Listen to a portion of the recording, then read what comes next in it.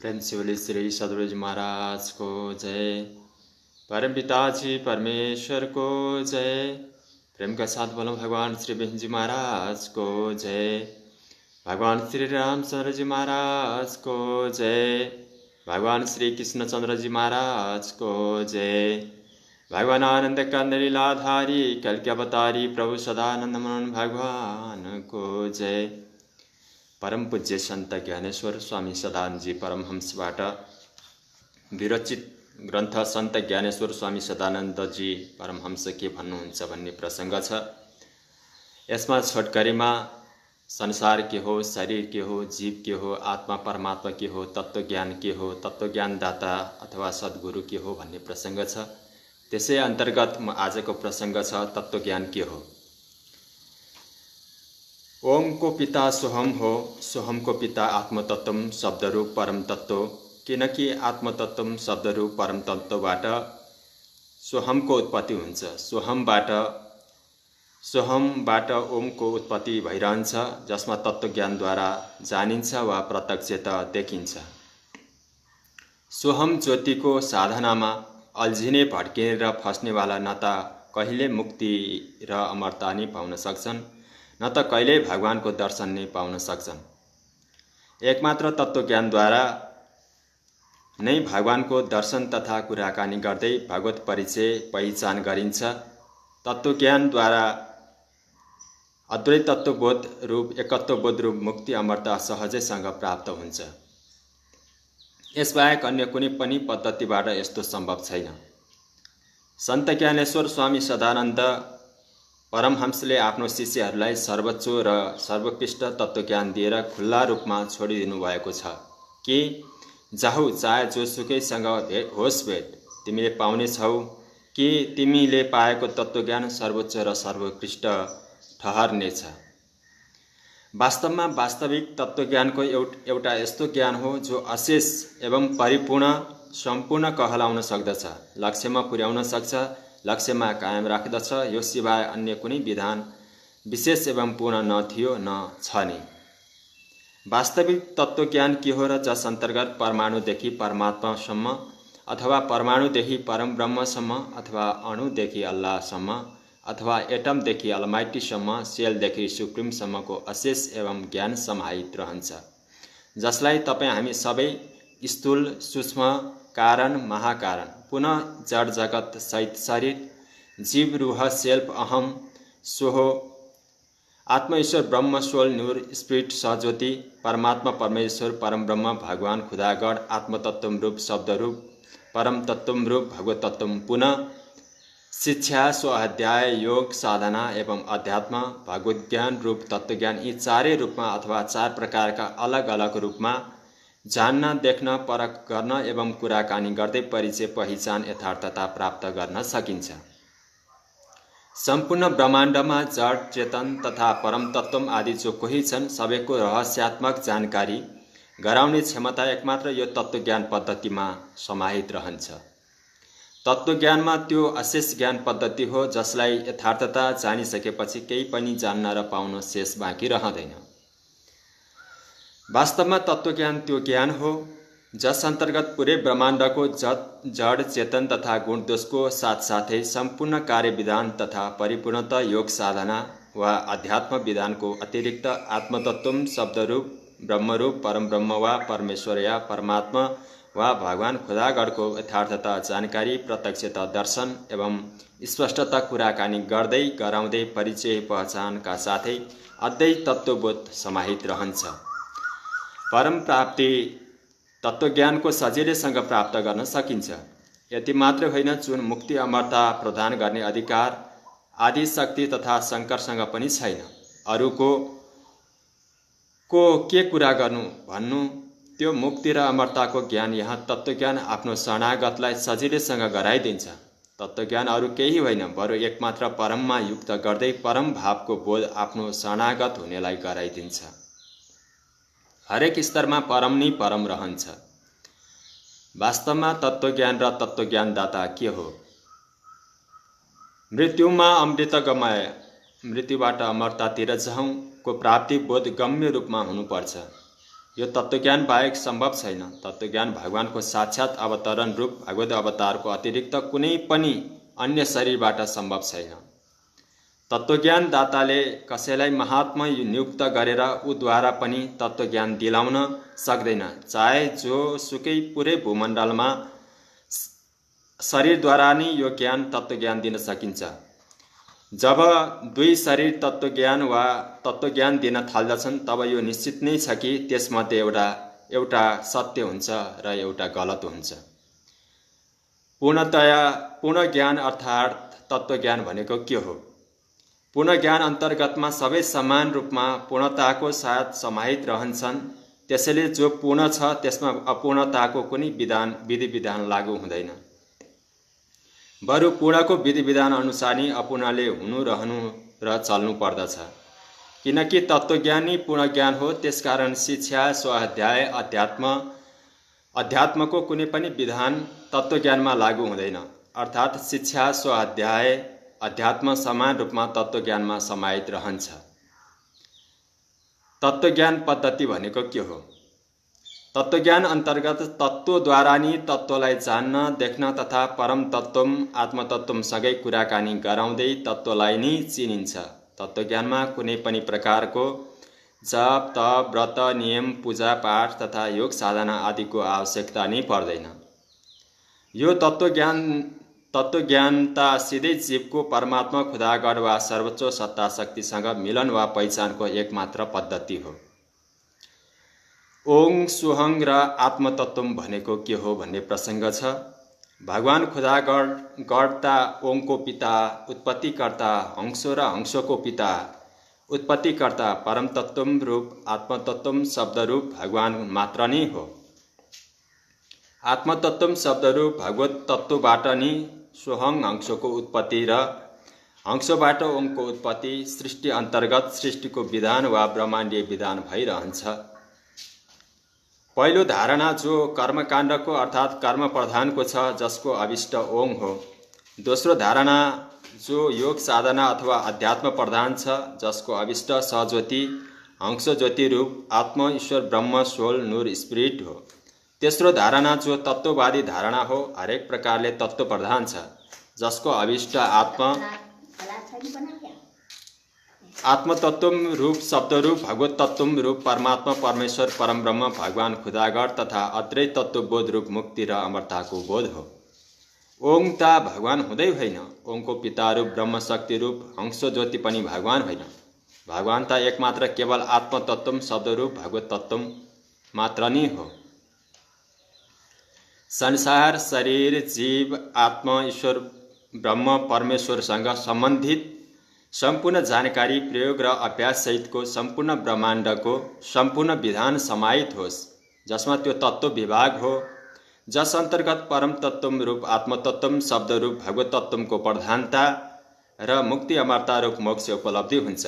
यो नै धारणा वास्तवमा भगवतीय धारणा हो। शिक्षा, स्वाध्याय, अध्यात्म र तत्त्वज्ञान भन्ने प्रसङ्ग छ। संसारको यथार्थता जानकारी, दर्शन, परिचय, परख पहिचान गर्नु छ भने शिक्षा एक अनिवार्यता पद्धति हो। त्यस्तै जीव, रूह, सेल्फ, सोहो, अहम तथा योसँग सम्बन्धित आदि कुनै पनि जानकारी, दर्शन, परिचय, परख पहिचान गराउनु छ भने स्वाध्याय नै हो, सेल्फ रियलाइजेसन, सक्षम ठिक छ। यस प्रकार आत्म, ईश्वर, ब्रह्म, नूर, सोल, स्पिरिट, सज्योति तथा योसँग सम्बन्धित जानकारी र दर्शन, परिचय, पहचान गर्नु नै छ भने योग साधना अथवा अध्यात्मबाट नै सम्भव छ।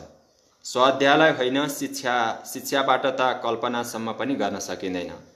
ठिक यस प्रकारको परमात्मा, परमेश्वर, परम ब्रह्म, भगवान खुदागण, आत्मतत्त्व शब्दरूप भगवत तत्त्व तथा त्योसँग सम्बन्धित जानकारी पाउनु छ भने साथसाथै सम्पूर्ण ब्रह्माण्डको कुनै पनि विषय वस्तु अथवा सत्ता शक्तिसँग सम्बन्धित कुनै पनि प्रकारको रहस्यात्मक जानकारी प्राप्त गर्नु नै छ भने चाहे त्यो कर्म प्रधान होस् अथवा अध्यात्म प्रधान अथवा तत्त्वज्ञान किन नहोस्, सबैको रहस्यात्मक जानकारी केवल एकमात्र तत्त्वज्ञान अन्तर्गत नै समाहित रहन्छ। यही कारण हो कि यो ब्रह्माण्डको रहस्य सिवाय भगवान बाहेक कसैलाई पनि यहाँसम्म कि ब्रह्मा, इन्द्र, शङ्कर र आदि शक्तिलाई पनि हुँदैन। ऋषि, महर्षि र ब्रह्मर्षिको के कुरा? कुनै पनि ऋषि, महर्षि, देवी देवता ब्रह्मा र शङ्कर समान बराबर होइन। विष्णुको समान हुने त कुरै कहाँ। यही कारण हो कि तत्त्वज्ञानलाई भगवान खुदागरले एकमात्र केवल आफ्नो लागि आरक्षित एवं सुरक्षित गर्नुभएको छ र गरेका छन्। विज्ञान, अध्यात्म ज्ञान र तत्त्वज्ञानमा के अन्तर छ? विज्ञान र अध्यात्म एकै समान प्रायोगिक पद्धति हो, यो स्पष्टता प्रमाण्य छ। खाली यति मात्र हो कि विज्ञान वा अध्यात्म ज्ञान मध्ये कुनै पनि तत्त्वज्ञान कहलाउन सक्दैन, किनकि विज्ञान चाहे जतिसुकै विकास गरोस्, जति पनि उच्चतम अवस्थासम्म पुगोस् तापनि त्यो जड जगतसम्म नै सीमित रहन्छ, त्योभन्दा माथि जानै सक्दैन। र अध्यात्म पनि चाहे जतिसुकै योगाभ्यास साधना गरेर उच्चतम अवस्थासम्म किन नपुगोस् तापनि त्यो आत्माभन्दा माथि पुग्न सक्दैन, किनकि आत्मा नै अध्यात्मको अभिष्ट लक्ष्य हो। यस प्रकार विज्ञान जड शरीर वा संसार, अध्यात्म चेतन जीवदेखि आत्मसम्मको नै प्रायोगिक ज्ञान हुन्छ, जबकि तत्त्वज्ञान जड तथा चेतन आत्मा दुवैको उत्पत्तिकर्ता, पालनकर्ता तथा संहारकर्ता मात्रकै एकमात्र प्रायोगिक तथा व्यवहारिक पद्धतिको परिचय पहचान हुन्छ, जो दिव्य आकाश रूप परमधामबाट भूमण्डलमा अवतरित भएर एकमात्र परम तत्त्व आत्मतत्त्व रूप परमात्मा खुदागड वा सर्वोच्च सत्ता शक्तिद्वारा नै कुनै एक शरीर विशेषलाई अधिग्रहित धारण गरेर त्यही शरीर विषयको माध्यमबाट आफ्नो परम तत्त्व आत्मतत्त्व रूप परम ब्रह्म परमात्माबाट दिएको ज्ञानी पूर्ण परिचय तत्त्वज्ञान हो। सद्गुरु, भगवद अवतार, भगवान परमात्माको पहिचान के हो? योग साधना अथवा अध्यात्म सोहङ ज्योति वाला सिर्फ गुरु भनिन्छन्, सद्गुरु होइन। सोहङ ज्योति त वाला गुरु एक समयमा नै अनेकानेक भइरहन्छन्, तर पुरै भूमण्डलमा तत्त्वज्ञानदाता एक समयमा एउटै हुन्छ, जो सद्गुरु कहलाउँदछ। एकमात्र सद्गुरु नै भगवद अवतार हुन्छ। अध्यात्मवेत्ता आफूलाई महात्मा मात्र भनाउन सक्दछ, अब कहिले पनि होइन, अवतारी कहिले पनि भन्न सक्दैन। तत्त्वज्ञानको खास गरेर प्रयोग एवं उपयोग एकमात्र परम प्रभु हेतु आरक्षित एवं सुरक्षित पद्धति हो, जसको एकमात्र प्रयोगकर्ता परमात्मा खुदागर नै हुन्छ। जब परम आकाश रूप परमधामबाट भूमण्डलीमा अवतरित भएपछि हुन्छ। भगवद अवतारको सिवाय कसैलाई पनि तत्त्वज्ञानको वास्तविक रहस्यात्मक ज्ञान नै हुँदैन। यही कारण हो कि भगवद अवतारको पहिचान एकमात्र आधार नै तत्त्वज्ञान नै बन्यो। एकमात्र भगवान खुदागरद्वारा नै भूमण्डलमा सदा सर्वदाको लागि प्रमाणित एवं सत्यापित भगवत परिचय एवं पहिचान तथा उनको कार्य गर्ने विधान नै वास्तवमा तत्त्वज्ञान हो। भगवानले यसै कारण तत्त्वज्ञान पद्धतिलाई एकमात्र आफ्नो लागि आरक्षित एवं सुरक्षित गरिराखे। अन्ततः यो नै अर्थात् तत्त्वज्ञान नै अशेष ज्ञान पद्धति हो।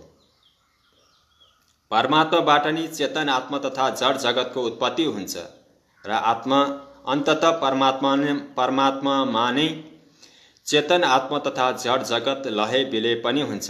यो आदि अन्तसहित सम्पूर्ण रहस्य विधान एकमात्र तत्त्वज्ञान नै सदा सर्वदा समाहित रहन्छ। जुन प्रकारले परिचय पत्र एवं परिचय पत्र धारक दुवै एकैसाथ हुँदाहुँदै मात्र दुवैको सार्थकता जाहेर वा स्पष्ट हुन्छ, अर्थात् दुवै अलग अलग रहँदा दुवैको उपयोगिता नि महसुस हुँदैन। ठीक यस प्रकार भूमण्डलमा परमधामबाट भगवद अवतारको बिना तत्त्वज्ञान पनि अनुपयोगी रूपमा सद्ग्रन्थहरूमा छिपेर रहिरहन्छ। यदि सम्पूर्ण ब्रह्माण्डमा कुनै आश्चर्य छ भने त्यसमा सबैभन्दा ठुलो वा परम आश्चर्य आत्मतत्त्व शब्द ब्रह्मरूप परमब्रह्म वा परमेश्वर वा परमात्मा वा भगवान वा खुदागड वा तथा उससँग सम्बन्धित एकमात्र उसैको परिचय पत्र रूप तत्त्वज्ञान वा भगवत ज्ञान या सत्य ज्ञान हो। भगवत अवतार न कसैको विरोधी हो न कसैको निन्दक हो। निन्दक नै बरु सत्य धर्मको संस्थापक, पोषक एवं राम्रो प्रचारक प्रचारकता हुन्छ नि, र सामान्य तरिकाले होइन बरु हलचल मचाएर घोषित गर्दै गराउँदै सत्सङ्ग कार्यक्रमको रचना एवं त्यसको प्रभावी तरिकाले त्यस क्षेत्रमा घोषित गर्दै गराउँदै सुरुमा त पुरै क्षेत्रमा ज्ञान क्रान्तिको हलचल मचाउँदै तथा समस्त मिथ्या ज्ञान अभिमानीहरू, आडम्बरहरू, पाखण्डीहरू, अधिकारीहरू, कर्मचारीहरू, नास्तिकहरू आदि प्राय सबैको कानसम्म पुग्ने गरी कुनै पनि सम्बन्धमा शङ्का समाधान तथा शास्त्रास्त्र हेतु चुनौतीपूर्ण घोषणाहरू पनि गराउने गर्छन् कि भगवत अवतार भइसकेको छ। जो जसरी चाहन्छ जानेर बुझेर वा जुन प्रकारले चाहन्छन् भगवत परीक्षण विधान एवं तत्त्वज्ञानको परीक्षण गराउन सक्छन्। यस प्रकारले जुन क्षेत्रमा पनि प्रवेश गर्छन् भगवत ज्ञानको एवं क्रान्तिपूर्वक हलचल नै मचिन्छ। यसरी सत्य धर्म संस्थापन तथा त्यसको प्रचार प्रसार गर्छन् र गराउँछन्।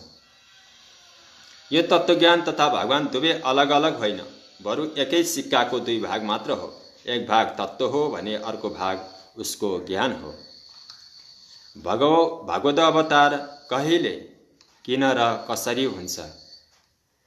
वास्तवमा भगवत अवतार त्यो विहड परिस्थितिमा अर्थात् संसारबाट सत्य धर्म न्याय नीति माथि जब असत्य अधर्म अन्याय अनीतिको जोर जुलुम दुराचार अत्याचार दूषित भाव विचार दूषित व्यवहार एवं दूषित कर्महरूले नै चारैतिर साम्राज्य एवं बोलबाला हुन्छ तथा सत्य धर्म न्याय नीति असहाय एवं दूषित हुने समाप्तिको अन्तिम रूपमा पुगेर निष्प्राण हुन लाग्दछ र चारैतिर शैतान एवं शैतान मण्डली आफ्नो जोर जुलुम अत्याचार भ्रष्टाचारहरूको माध्यमबाट सत्य धर्म न्याय नीतिलाई भूमण्डलबाटै समाप्त गर्न गरी तयार हुन्छन् र गर्छन्।